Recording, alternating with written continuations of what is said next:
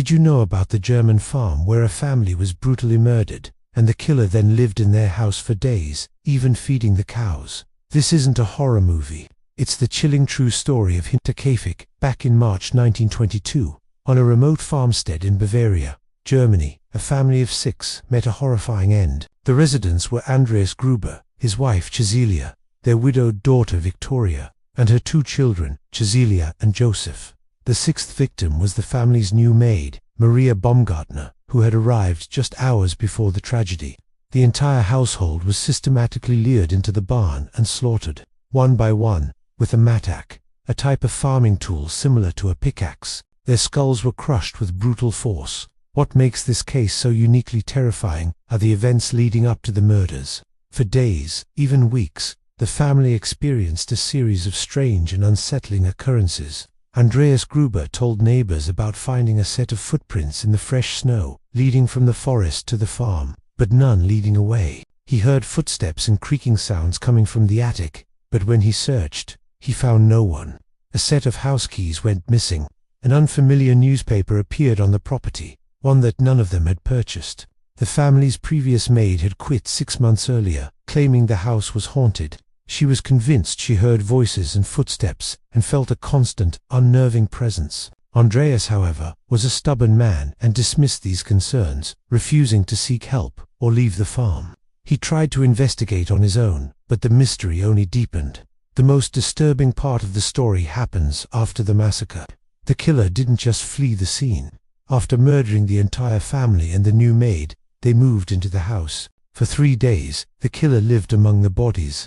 Neighbors noticed smoke continuously rising from the chimney, indicating someone was keeping the fire going. The livestock, including the cows in the barn, were fed and cared for. Food was eaten from the kitchen. Someone slept in the beds. The killer was making themselves at home, a ghost in the house they had just emptied. It wasn't until April 4th, 4 days after the estimated time of the murders, that neighbors grew concerned. The younger Cecilia hadn't shown up for school, and the family hadn't been seen at church. When a search party finally entered the farm, they discovered the gruesome scene.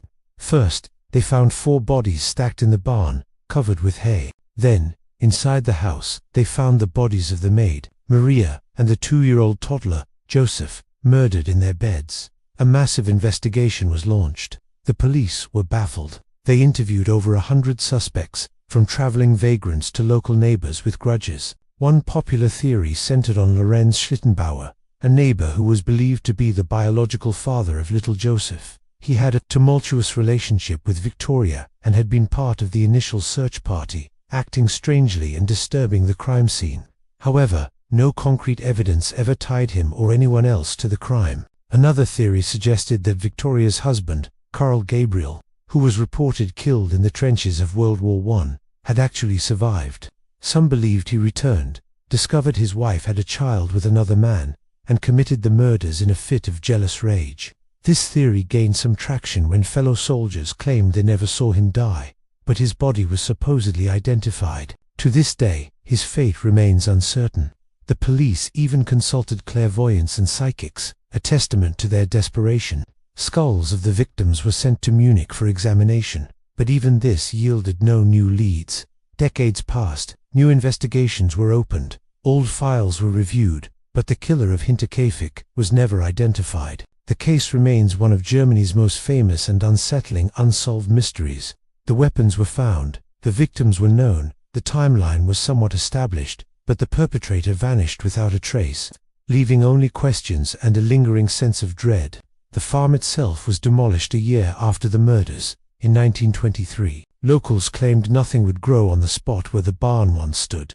For years, people in the area reported strange phenomena. They would hear eerie sounds at night, the slow rhythmic dragging of a mattock across phantom floorboards, whispers on the wind. The story became a dark local legend, a cautionary tale whispered to scare children. Today, a small memorial stands near the site, a somber reminder of the 6 lives lost and the monster who took them. What kind of person could commit such a heinous act and then calmly go about daily chores, living in the home of their victims? Was it a cold, calculating stranger who had been watching the family for days? Was it someone they knew, driven by a personal vendetta? Or was it something else? something that validates the old maid's belief that the house itself was cursed. The truth is, we will probably never know. The killer got away with it, taking their dark secret to the grave.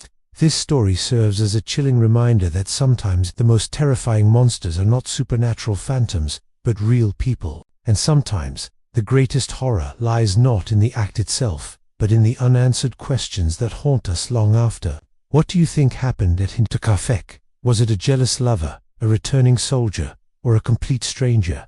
Let me know your theories in the comments below. And if you found this story as fascinating and chilling as I did, make sure to like this video and subscribe for more deep dives into the world's darkest mysteries. Thanks for watching.